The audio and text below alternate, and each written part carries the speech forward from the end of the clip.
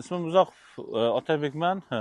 Qashqadaryo viloyati Nishon tumani O'zbekiston fermer xo'jaligini rahbariman. Bu yil mana 2025-yil 5 gektar tok maydoni tashkil qildik. Shuni o'rtasida pomidor yetishtirish bilan shug'ullanyapmiz. Pomidorni lajayn navi ekilgan.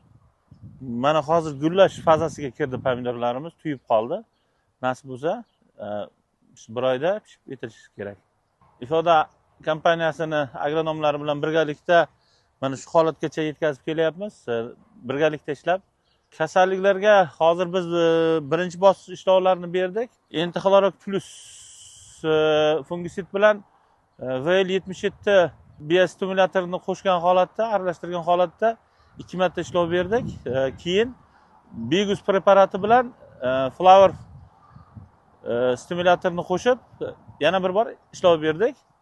Mana pomidorlarimiz gullashi yomon emas. Hech qanaqa hozircha boshqa kasallik kuzatilayotgani yo'q. Ifoda kompaniyasi bilan biz 2015-yildan beri ishlaymiz.